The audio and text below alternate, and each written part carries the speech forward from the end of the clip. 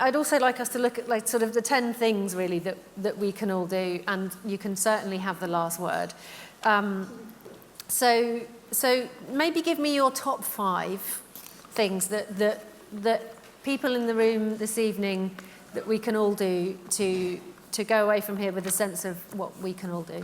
Gosh, well, the first thing I'd say is do nothing by yourself. You know, it's the crucial lesson from all political change is it works when you combine with other people in a common purpose. Yeah. Just what the law's always tried to prevent you from doing. Yeah. But you get together with people who've got the same aims and you pursue those aims together. That's why, you know, preaching to the converted makes a lot of sense, because that's where we start.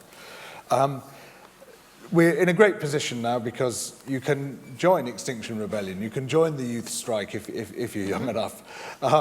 And that's, you know, something which makes my life a lot easier, because people are constantly saying, well, so where do we go for, you know, the happening place? Well, it's, you know, now we know exactly where to go. You know, these two groups between them have changed the political landscape in this country, but the real struggle has just begun, because initiating it, that's hard enough, but sustaining it is even harder. And, you know, even if you're not young enough to join the youth climate strike, those young people are going to need a lot of support. They're going to need social support. They're going to need psychological support. They're going to need logistical support. And so, you know, help in any way you can. Parents can help. People who aren't parents can help.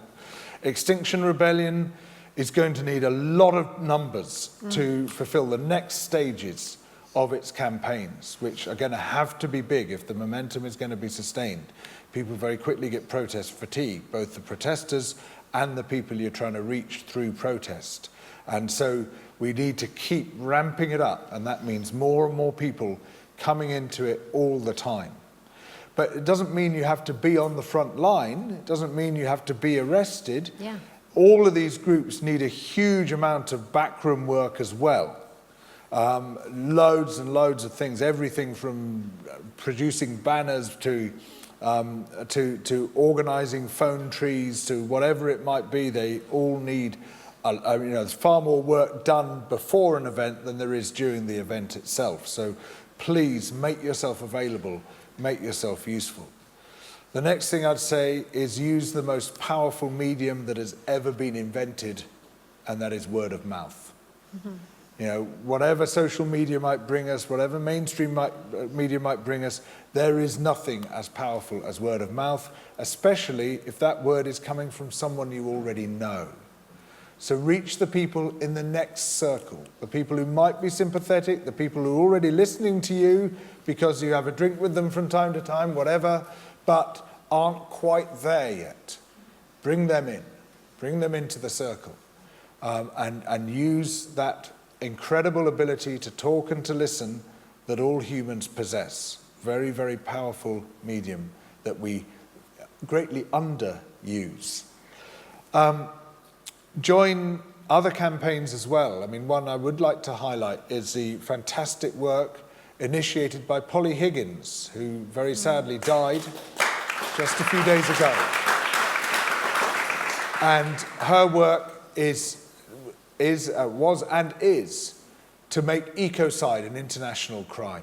Absolutely crucial in the fight against planetary destruction. And the organizations that she started, if you look up Stop Ecocide, you'll find them, because I can't remember what Mission Life Force, thank you. And in fact, they've just changed the name to something else. But anyway, Mission Life Force will take you there. They are determined to make sure that her work continues. It is continuing. And the best way of honouring her remarkable life is to make sure that the mission of making ecocide a crime succeeds. Join the groups who are rewilding the land, or at least support them in one way or another. And always remember, in whatever you do, that this is fundamentally a struggle against the system rather than a struggle against any small corner of the system. It is structural and systemic change that we need to see. Thank you. I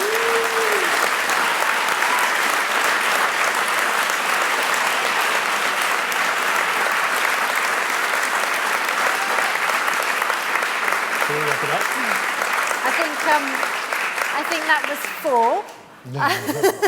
I think so. I'm just going to highlight some of the other things we talked about. Some obviously small, some big. You mentioned preaching to the converted, so that is actually a good thing to do.